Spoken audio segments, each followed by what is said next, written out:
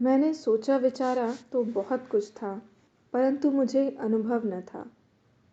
मुझे लगा कि मुझे अपना निजी अनुभव हासिल करना चाहिए, तभी मेरे विचार परिपक्व होंगे। तभी मुझे यह समझ में आएगा कि मेरी अब तक की कल्पना में कितनी सच्चाई है और कितना खोखलापन है। मैं शिक्षा विभाग के बड़े अधिकारी के पास गया और अनुरोध किया कि मुझे प्राथमिक शाला की एक कक्षा पढ़ाने को दी जाए। बड़े साहब ज़रा हंसे और बोले, रहने दो, यह काम तुमसे नहीं हो पाएगा। बच्चों को पढ़ाना, और वो भी प्राथमिक शाला के बच्चों को, इसमें तो एड़ी चोटी का पसीना एक करना पड़ता है। फिर तुम तो ठहरे लेखक और विचारक। टेबल पर बैठकर लिखना आसान है, कल्पना में पढ़ा देना भी आसान है, पर प्रत्यक्ष रूप से काम करना और उसे सफलता से पूरा कर देना बहुत मुश्किल है। मैंने कहा, इसीलिए तो मैं निजी रूप से अनुभव करना चाहता हूँ। अपनी कल्पना को मुझे हकीकत में साकार करना है। बड़े साहब ने कहा, अच्छी बात है, तब तुम्हारा आग्रह है तो एक साल खुशी खुशी अनुभव कर लो। प्राथमिक शाला की चौथी कक्षा मैं तुम्हें सौंपता हूँ। यह रहा उसका पाठ्यक्रम, ये उसमें चलने वाली पाठ्य पुस्तकें, और ये रहे शिक्षा विभाग की छुट्टी आदि के कुछ नियम। मैंने बड़े आदर भाव से उन पर नज़र डाली, पाठ्यक्रम हाथ में लेकर जेब में डाला और पाठ्य पुस्तकें एक डोरी से बांधने लगा। साहब बोले, देखो, तुम्हें मन चाहे प्रयोग करने की छूट तो है ही, और इसीलिए तुम यहाँ आए हो, पर इतना ध्यान रखना कि 12वें महीने परीक्षा सामने आ खड़ी होगी और तुम्हारे काम का मूल्यांकन परीक्षा के आधार पर होगा। मैंने कहा, जी मंजूर है, पर मेरा एक अनुरोध है कि स्वयं आप परीक्षक होंगे। स्वयं आपको ही मेरे काम का मूल्यांकन करना पड़ेगा।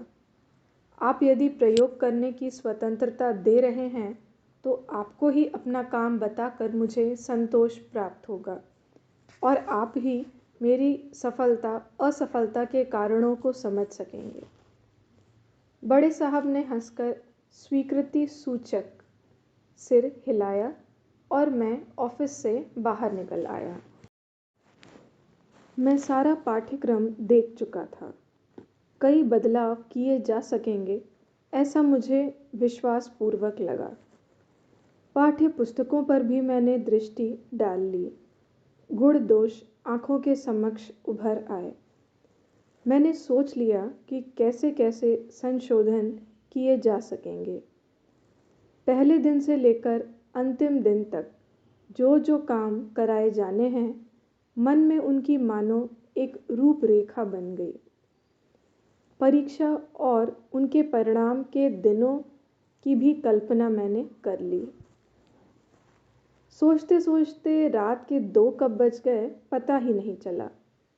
अंत में कल क्या करना है उसकी कुछ बातें कागज़ पर टीप कर 3 बजते बजते मैं सो गया। सवेरा हुआ, उत्साह था, विश्वास था, वेग था। नहा धोकर नाश्ता करके सही समय पर 3 नंबर की शाला में जा पहुंचा। अभी शाला खुली नहीं थी, हमारे हेड मास्टर आए नहीं थे। चपरासी उनके वहाँ चाबी लेने गया था। लड़के आ जा रहे थे और सड़क पर दौड़ रहे थे। मेरा मन कर रहा था कि कब पाठशाला खुले, कब कक्षा को संभालूं और कब काम शुरू करूं, कब अपनी योजना लागू करूं, कब रस ले लेकर पाठ समझाऊं, कब लड़कों का दिल जीत लूं। मेरे मस्तिष्क में रक्त का प्रवाह तेजी से बढ़ रहा था। घंटी बजी, लड़के कक्षा में गए और हेडमास्टर ने साथ आकर मुझे मेरी कक्षा बताई और लड़कों से कहा, देखो, ये लक्ष्मी शंकर आज से तुम्हारे मास्टर हैं। ये जैसा कहें वैसा करना, इनकी आज्ञा मानना, ध्यान रहे ऊधम मत मचाना। जब हेडमास्टर जी बोल रहे थे तब मैं अपने 12 महीने साथ रहने वाले विद्यार्थियों को देख रहा था। कोई मुस्कुरा रहा था, किसी ने तिरछे देखकर आंख मारी, किसी ने ऐंठ कर गर्दन घुमाई, कोई आश्चर्य और मजाक से मुझे देखने लगा और कुछ तो भौचक्के के ही खड़े रहे। मैंने देख लिया था, इन्हीं लड़कों को मुझे पढ़ाना है, इन मजाकी, शरारती, अक्खड़ और चित्र विचित्र लड़कों को। मन जरा कांप उठा, छाती जरा सिहर उठी, पर फिर लगा कि परवाह नहीं, धीमे धीमे सब देख लूँगा। रात को कागज़ पर जो बिंदु लिखे थे उन्हें जेब से निकाल कर देख लिया। लिखा था, सबसे पहले शांति का खेल, फिर कक्षा की साफ सफाई, फिर सहगान, फिर वार्तालाप आदि। मैंने लड़कों से कहा, आओ हम शांति का खेल खेलें। देखो, जब मैं ओम शांति बोलूं तब तुम सब चुपचाप बैठ जाना। तब मैं दरवाज़ा बंद करूँगा तो अंधेरा हो जाएगा। सब शांत रहोगे तो तुमको आस-पास का शोर सुनाई देगा, जिसे सुनकर बड़ा मज़ा आएगा। तुमको मक्खियों की भिनभिनाहट सुनाई देगी। तुम्हें अपना सांस लेना और छोड़ना सुनाई देगा। इसके बाद मैं गाऊंगा और तुम सुनना। यह सब बताने के बाद मैंने शांति का खेल शुरू किया। ओम शांति बोला, पर लड़के तो धक्का मुक्की और बातें करते रहे। मैं 2-4 बार बोला, पर मानो मेरा कहा सब हवा हो रहा था। मैं मन ही मन झुंझलाया, या तो कैसे कहूँ कि चुप रहो, गड़बड़ नहीं, थप्पड़ मार कर कैसे डराया जाए। पर मैं आगे बढ़ा और खिड़कियां बंद कर दी। अंधेरा हुआ और ध्यान चला। लड़कों में से कोई ऊ ऊ करने लगा, कोई हाउ हाउ करने लगा, तो कोई धम धम पैर पटकने लगा। उनमें से एक ने ताली बजाई तो सबने तालियां बजाईं। कोई हंसा तो सब हंसने लगे। मैं खिसियाने लगा, मुंह उतर गया। खिड़कियां खोल दी और कुछ देर के लिए कमरे से बाहर निकल आया। लड़के एक दूसरे के सामने ओम शांति कह रहे थे। कुछ बच्चे ऊधम मचाने में लगे थे, कुछ खड़े होकर खुद खिड़कियां बंद करने लगे। मुझे लगा मेरा लिख कर लाना तो बेकार हो गया। घर में बैठे बैठे बिंदु लिख लेना और कल्पना में पढ़ा देना आसान था, पर यह तो लोहे के चने चबाने जैसा है। अब तक शोर शराबे और धमा चौकड़ी के माहौल में पनपे इन लड़कों के सामने शांति का खेल अभी तो भैंस के आगे बीन बजाने जैसा बेकार रहा। खैर, कोई परवाह नहीं, नए सिरे से काम करूँगा। अच्छा हुआ कि पहले ही कौर में मक्खी आ गई। कल से नया श्री गणेश करूँगा। मैं कक्षा में आया और लड़कों से बोला, बच्चों, आज अब और काम नहीं करेंगे। कल से हम अपना काम शुरू करेंगे। आज तुम छुट्टी मनाओ। छुट्टी शब्द सुनते ही लड़के हो करते कक्षा से बाहर निकल गए और पूरी शाला में खलबली मच गई। छुट्टी छुट्टी शब्द वातावरण में गूंजने लगा। लड़के उछलते कूदते गिरते पड़ते घर की तरफ भागने लगे। दूसरे अध्यापक और विद्यार्थी देखने लगे। यह क्या है? हेडमास्टर फौरन मेरे पास आए और भौहें चढ़ाकर बोले, छुट्टी कैसे कर दी? अभी 2 घंटे बाकी हैं। मैं बोला, आज लड़के पढ़ने को तैयार नहीं थे। आज वे अव्यवस्थित थे। मैंने शांति के खेल के दौरान यही देखा था कि वे अभिमुख नहीं थे। हेडमास्टर ने सख्ती से कहा, पर यूं तुम पूछे बिना छुट्टी नहीं दे सकते। एक कक्षा के लड़के घर चले जाएंगे तो दूसरे कैसे पढ़ेंगे? तुम्हारे ऐसे प्रयोग यहाँ नहीं चल सकेंगे।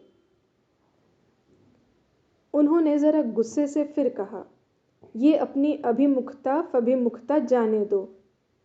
और शांति की क्रीड़ा तो चलती है मोंटेसरी शाला में। यहाँ प्राथमिक शाला में तो फटाचट से तमाचा मारो और सब चुप। और रीति जैसे दूसरे पढ़ाते हैं वैसे पढ़ाओ तो 12 महीनों बाद उसका नतीजा दिखाई देगा। यह एक दिन तो गया और उल्लू बने सो अलग। मुझे हेडमास्टर पर दया आई। मैंने कहा, साहब, तमाचा मारकर पढ़ाने का काम तो सब कर ही रहे हैं और उसका नतीजा मैं देख ही रहा हूँ कि लड़के कितने असभ्य, जंगली, अशांत और अव्यवस्थित हैं। मैंने देख लिया है कि इन 4 वर्षों की शिक्षा में लड़कों ने मानो इतना ही सीखा है, हा हा हू हू और तालियां पीटना। शाला आना इनको अच्छा ही नहीं लगता है। छुट्टी का नाम सुना नहीं कि ये उछलते कूदते भाग गए। हेडमास्टर बोला, तो अब मैं देखूंगा कि तुम क्या नया कर दिखाते हो। मैं धीमे धीमे भारी मन से घर पहुंचा और लेटे लेटे विचारों में खो गया। भाई, काम तो मुश्किल है, पर मुश्किल है तभी तो मेरी सच्ची परीक्षा होगी। कोई चिंता नहीं है, मुझे हिम्मत नहीं हारनी चाहिए। मैं भी कैसा मूर्ख निकला कि पहले ही दिन इस काम को हाथ में ले लिया। सबसे पहले मुझे बच्चों से परिचय बढ़ाना चाहिए।